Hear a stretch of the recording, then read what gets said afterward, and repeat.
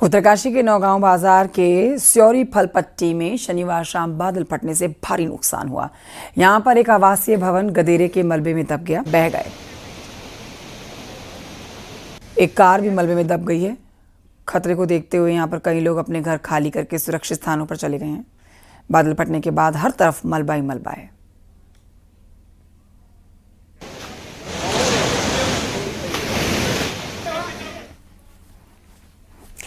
उधर रानीखेत रामनगर रोड पर सड़क टूटने से आवाजाही पूरी तरह से बंद हो गई।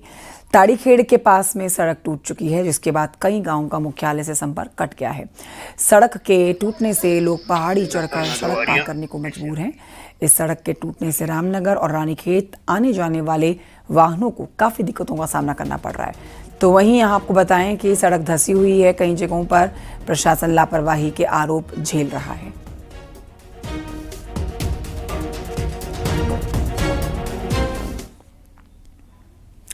उत्तरकाशी में गंगोत्री हाईवे कई जगहों पर बंद है। स्वारीगाड़ हेलग्यू गार्ड के पास में 30 घंटे से यहां पर सड़क बंद है। यहां आपको बताएं कि हेलग्यू गार्ड के पास में पहाड़ी से बड़े बड़े बोल्डर आने से हाईवे बंद है। बंद सड़क को खोलने का काम जारी है। यमुनोत्री नेशनल हाईवे जंगल चट्टी, बनास और नादर चट्टी के पास में 16 दिनों से बंद है। बारिश की वजह से जिले के 40 ग्रामीण सड़कें बंद पाई गई हैं। सड़कें बंद होने की वजह से लोगों को हो रही है भारी परेशानी।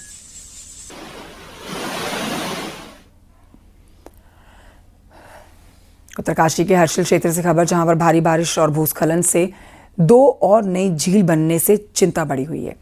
लैंडस्लाइड होने से यहां पर तेलगाड़ का मुहाना बंद हो गया है। इसकी वजह से 2 यहां पर छोटी झीलें बन गई हैं। शुक्रवार को ड्रोन सर्वे से इसका खुलासा हुआ। एसडीआरएफ की टीम मौके पर पहुंचने की कोशिश कर रही है, लेकिन खराब मौसम बाधा बन रहा है। हालांकि इन झीलों का अभी आकार बहुत छोटा है, लेकिन ये भविष्य में खतरे का कारण बन सकती हैं।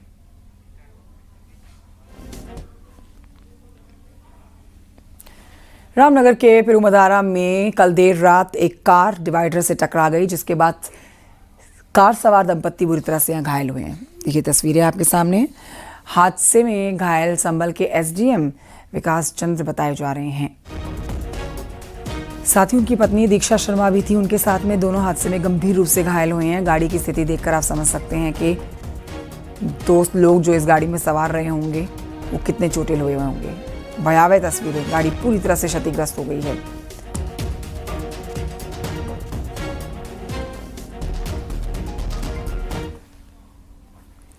उधर विकासनगर के जसूवाला में बस हादसा हो गया। बस का ब्रेक फेल होने के बाद यहां पर हादसा हुआ है। बस सड़क से नीचे की ओर उतर गई।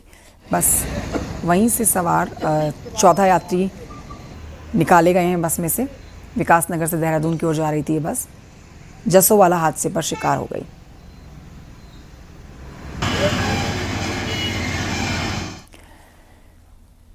हरिद्वार में हर की पैड़ी पर गंगा आरती की गई है। चंद्रग्रहण सूतक काल के चलते दोपहर 12:30 बजे गंगा आरती की गई।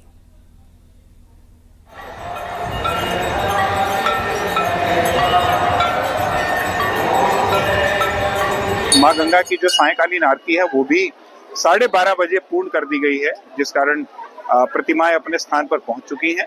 और अब कल सुबह प्रातःकालीन मां गंगा की आरती के लिए कपाट खुलेंगे। ब्रह्म मुहूर्त में मां गंगा पहले अपने सारे मंदिरों की धुलाई होगी, पूरे शुद्ध जल से उसकी धुलाई होगी। मां गंगा की सुबह प्रातःकालीन आरती होगी और भगवान शिव का अभिषेक।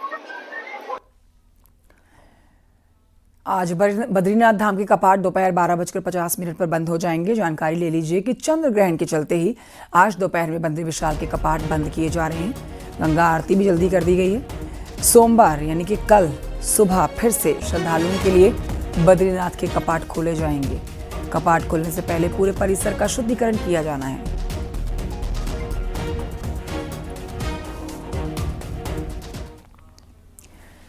देश दुनिया के माउंटेनियर्स के लिए एक अच्छी खबर है। हिमालय रेंज की 25 नई चोटियों को अब उत्तराखंड सरकार खोलने जा रही है, ताकि एडवेंचर टूरिज्म के शौकीन उत्तराखंड का रुख कर सकें। रिपोर्ट देखिए।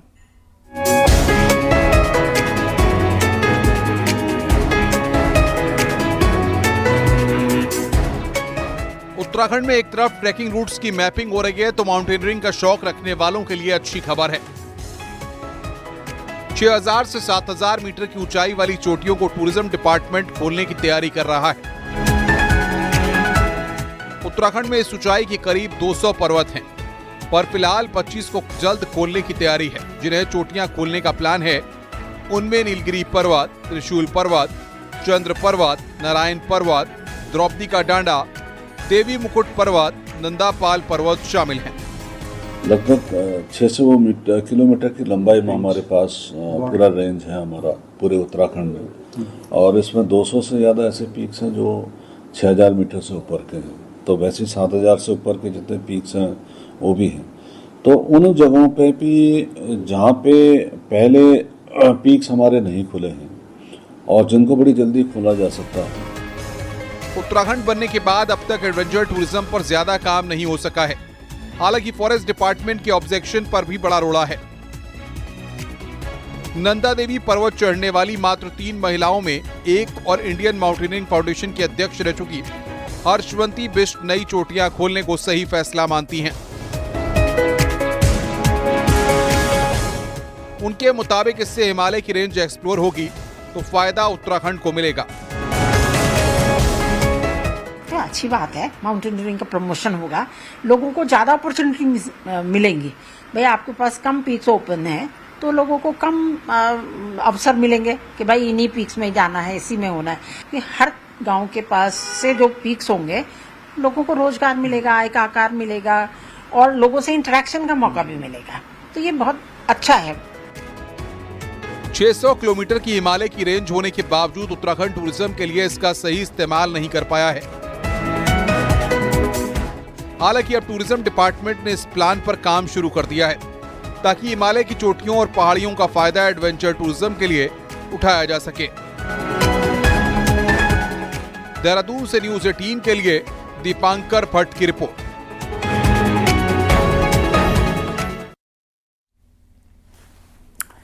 उधर कोटद्वार में पुलिस ने चेकिंग के दौरान गांजे के साथ 4 तस्करों को गिरफ्तार किया।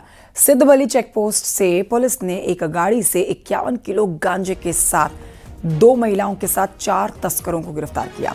आरोपी यूपी के बिजनौर और मुरादाबाद के रहने वाले हैं, जो कि पौड़ी के अलग अलग हिस्सों में नशे की तस्करी किया करते थे।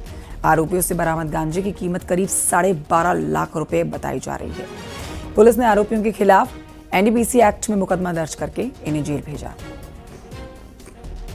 4 व्यक्तियों को 51 किलोग्राम गांजा के साथ ये गिरफ्तार किया गया है और इनका जो वाहन था, वाहन को भी कब्जे में लिया गया है। इन 4 व्यक्तियों में इमरान जो कि मुरादाबाद का रहने वाला है, नवाब अली, शहनाज और फातिमा खातून ये बिजनौर के रहने वाले हैं। उधर देहरादून पुलिस ने अपराधियों की डिजिटल कुंडली तैयार करने की दिशा में एक और कदम बढ़ा दिया है। अब केवल फिंगरप्रिंट ही नहीं बल्कि आइरिस स्कैनिंग भी शुरू कर दी गई है, जिससे अपराधियों का पूरा रिकॉर्ड एक क्लिक में सामने आएगा। अपराधियों पर शिकंजा कसने के लिए national automated fingerprint identification system को और एडवांस बनाया गया है। पहले केवल अपराधियों के फिंगरप्रिंट लिए जाते थे, लेकिन अब आइरिस स्कैनिंग भी की जाएगी, यानी कि अपराधी की आंख के रंगीन हिस्से का डिजिटल डेटा सिस्टम से जुड़ जाएगा, तो एक क्लिक में अपराधी की कुंडली खुलकर सामने सिस्टम पर आ जाएगी। मैंडेटरी रूप से हम इनका फिंगरप्रिंट और आइरिस डेटा रखते हैं, जो सरकार की तरफ से दिशा निर्देश जारी है उनके तहत रखा जाता है। और भविष्य में अगर कहीं कोई आपराधिक घटना होती है तो जिससे कि अगर उनसे मैच करने के लिए, चूँकि ऑटोमेटेड सिस्टम है, अगर कहीं हमें फिंगरप्रिंट ऐसे मिलते हैं किसी घटनास्थल पर और वो कहीं मैच करते हैं तो अपराधी का तत्काल पता चल जाता है, जो पूर्व पे जैसे कहते हैं चोरी या अन्य वारदातों में रहते हैं। आइरिस का डेटा रखने से भी कल जो सिस्टम है उसमें कहीं अपराधी पकड़ा जाता है। कुछ दिनों पहले हमने आपको खबर दिखाई थी कि कैसे सरकारी अस्पताल, मेडिकल कॉलेज में तैनात डॉक्टर प्राइवेट प्रैक्टिस कर रहे हैं। ये मामला लाइमलाइट में आया तो खूब हल्ला हुआ, कार्रवाई का शिगुफा छोड़ा गया, लेकिन आज तक कार्रवाई नहीं हुई।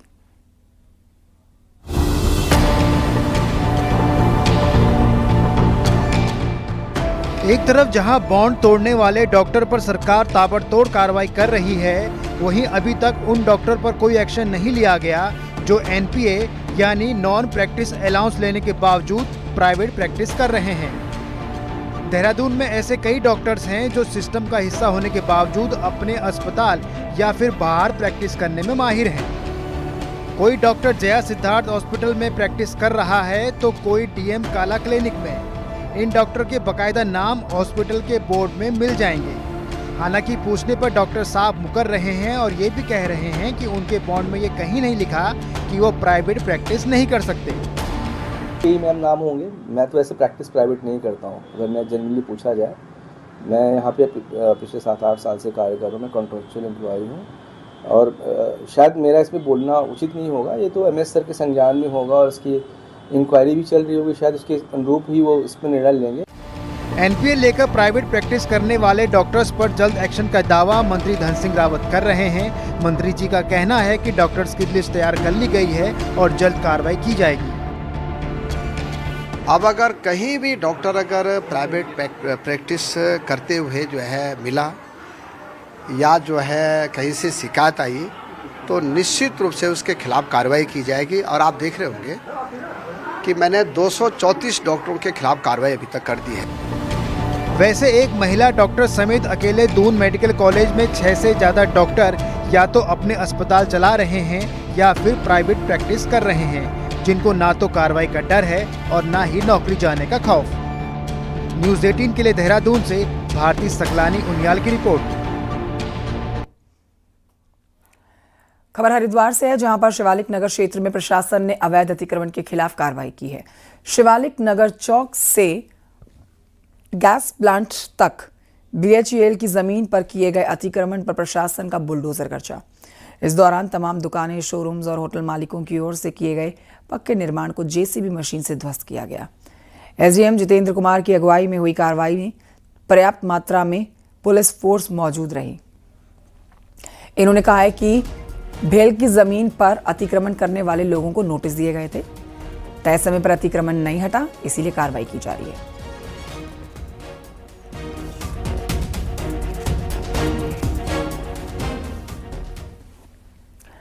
उधर राजधानी देहरादून में स्ट्रीट डॉग्स की बढ़ती समस्या को सुलझाने के लिए नगर निगम ने एक नई पहल शुरू की है। अब हर वार्ड में स्ट्रीट डॉग्स के लिए फीडिंग पॉइंट बनाए जाएंगे ताकि इंसानों और जानवरों के बीच में टकराव कम हो सके।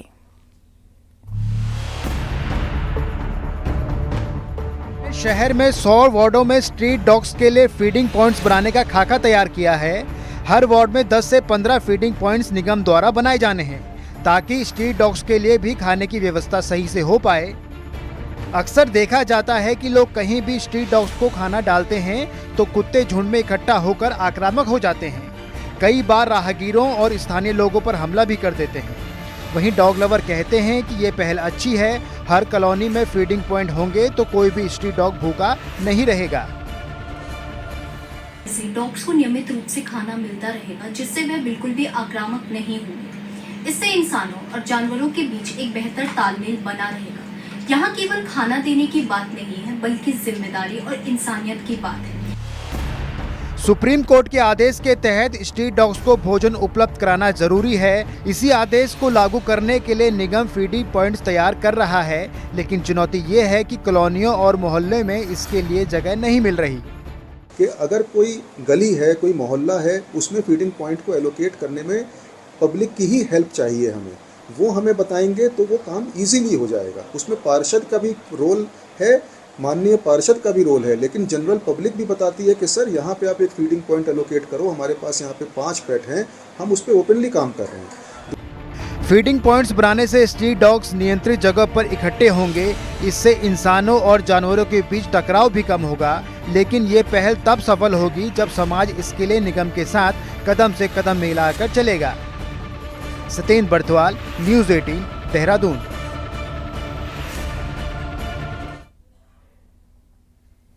हरिद्वार से खबर, जहां पर लश्कर क्षेत्र में एक ग्रामीण के घर पर मगरमच्छ घुस आया। मगरमच्छ मवेशियों की ओर बढ़ रहा था, जिसके बाद फौरन वन विभाग को इसकी सूचना दी गई। वन विभाग की क्यूआर टीम ने विशालकाय अजगर को देखिए रेस्क्यू किया, सुरक्षित स्थान पर छोड़ा। घर में मगरमच्छ घुसने की सूचना पर मौके पर लोगों की भीड़ इकट्ठा हो गई। हालांकि मगरमच्छ को रेस्क्यू किए जाने के बाद लोगों ने राहत की सांस ली।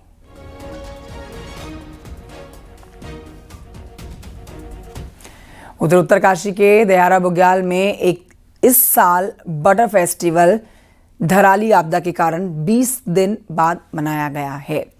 ग्रामीणों ने दही दूध मक्खन की होली खेली है, तो वहीं राधा कृष्ण बने पात्रों ने दही की हांडी को फोड़कर ग्रामीणों को आशीर्वाद दिया। साथ ही दूध दही वन देवियों और देवताओं को भोग लगाया गया। दयारा बुग्याल में हर वर्ष दयारा पर्यटन समिति जो है रैथल और आसपास के ग्रामीणों की ओर से भाद्रपद की संक्रांति के दिन इसे मनाया जाता है, लेकिन इस साल धराली आपदा की वजह से इसका समय और तिथि बदल दिए गए थे।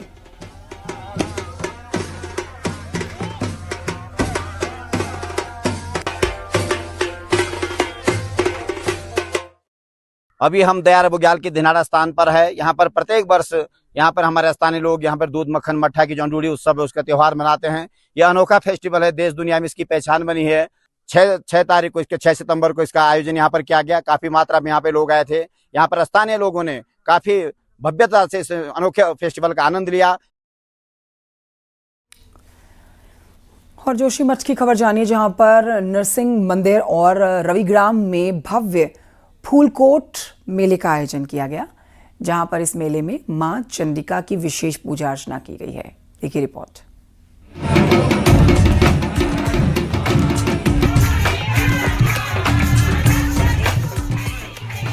जोशीमठ में पौराणिक फूलकोट मेले की धूम है।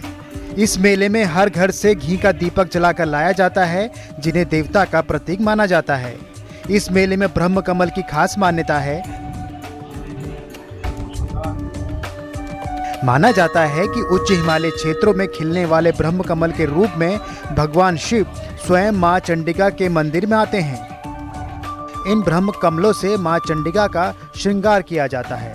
ऐसा माना जाता है कि शिव ब्रह्म कमल के रूप में मां चंडिका के क्रोध को शांत करने के लिए उनके चरणों में आ जाते हैं, इसलिए ब्रह्म कमल को शिव का प्रतीक भी माना जाता है। तो मात्रा में होता है। अखंड दीपक भगवती के जलाए जाते हैं और 24 घंटे की ये पूजा अखंड दीप के साथ होती है और समृद्धि की कामना होती है। देवताओं के रूप में पानस लाए जाते हैं और बत्ती बलती है। यहाँ पर ये देवताओं के रूप में है और जो है यहाँ पर देवता भगवती की उपासना करते हैं, स्तुति करते हैं कि हमको जो है इस कष्ट से निवारण करें। 3 दिनों तक चले इस उत्सव में विशेष पूजा अर्चना और चंडी पाठ का आयोजन किया जाता है। महिलाएं भजन कीर्तन कर मां दुर्गा से सुख शांति और समृद्धि की कामना करती हैं। मेले के आखिरी दिन मां चंडिका को विदा किया जाता है। मां चंडिका का भव्य श्रृंगार होता है। वहाँ से यहाँ पर घी के अखंड दिए पूरे क्षेत्र की रिद्धि सिद्धि और समृद्धि के लिए मां चंडिका के पास जलाए जाते हैं। रात भर यहाँ पर कीर्तन भजन होता है, लोग जगराते करते हैं और आज सायंकालीन पूजा के पश्चात मां चंडिका जी की जो मूर्ति है वो अपने स्थान पर वापस रख दी जाती है। अपने पूरे जोशीमठ क्षेत्र की खुशहाली के लिए माता को नरसिंह मंदिर से हम मायके बुलाया जाता है और इस समय सबने विदा करके बड़ी उल्लास के साथ और माता को तैयार करके सारा भेंट बटोरी सब कुछ दे के हमें माता को विदा किया। देवभूमि को देवताओं की भूमि कहा जाता है। यहाँ चारों धाम के साथ साथ अनेक देवी देवताओं के ऐसे मंदिर हैं जहाँ की अलग अलग परंपराएं हैं। चमोली से न्यूज़ 18 के लिए नितिन सेमवाल की रिपोर्ट।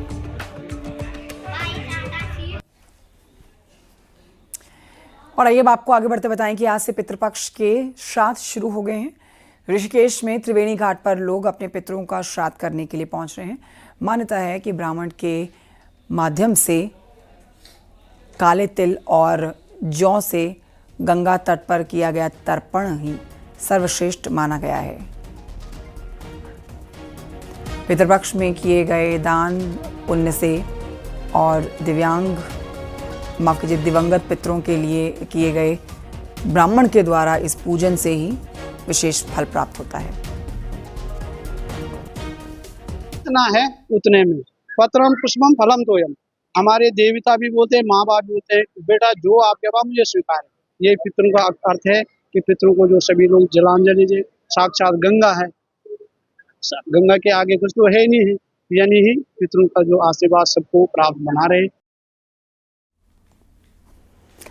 उत्तराखंड में बीजेपी ने संगठनात्मक जिलों में कार्यकारिणी घोषित कर दी है। 3 जिलों के बाद में कार्यकारिणी घोषित की जाएगी।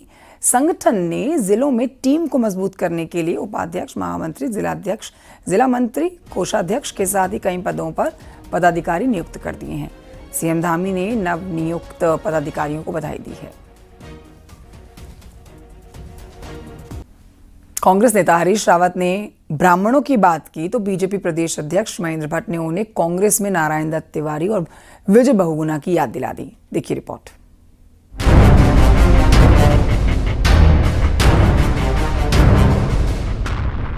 कांग्रेस नेता हरीश रावत ने ब्राह्मणों की बात क्या छेड़ी, बखेड़ा खड़ा हो गया। बीजेपी प्रदेश अध्यक्ष महेंद्र भट्ट ने कह दिया कि कांग्रेस के 2 ब्राह्मण मुख्यमंत्रियों को किसने पलीता लगाया ये सब जानते हैं। अब जवाब हरीश रावत की तरफ से भी आया। हरीश रावत के मुताबिक नारायण दत्त तिवारी की सरकार चलने दी, जबकि समर्थन उनके साथ था, तो 20 साल के अनुभव के बावजूद जब विजय बहुगुणा को सीएम बनाया गया तब भी साथ दिया। हरीश रावत के मुताबिक विजय बहुगुणा ने अपने पिता के विचारों की अंत्येष्टि की और बीजेपी की गोद में चले गए। इसीलिए महेंद्र भट्ट ये सवाल विजय बहुगुणा से पूछें। हरीश रावत ने 5 साल नारायण दत्त जी की सरकार को अबाध तरीके से चलाने का काम किया, जबकि बहुमत का समर्थन मेरे साथ था। ये है हरीश रावत। और हरीश रावत ये है कि सारा प्रचार का नेतृत्व करने के बाद जो है, जब मेरे अनुभव के ऊपर 20 साल 22 साल के लेजिस्लेटिव अनुभव के ऊपर 1.5 साल के अनुभव वाले व्यक्ति को जो है मुख्यमंत्री बना दिया, तो तब भी मैंने कहा स्वीकार्य है। कहीं सबसे पहले समान नागरिक संहिता को लागू करने का ऐतिहासिक कार्य भी देवभूमि उत्तराखंड ने किया है। वहीं देश का सबसे प्रभावी नकल कानून भी लागू किया है, जिसका परिणाम है पिछले 4 वर्षों में 25,000 से अधिक युवाओं ने सरकारी नौकरियां पाने में सफलता प्राप्त की है और एक में भी नकल का कोई प्रकरण नहीं आया है। नकल एक ऐसी समस्या बन गया था कि कोई परीक्षा होती थी और उस परीक्षा का रिजल्ट आने से पहले ही कुछ न कुछ ऐसा हो जाता था कि पेपर लीक हो गया, इसमें नकल हो गई, इसमें क्वेश्चन बैंक लीक हो गया,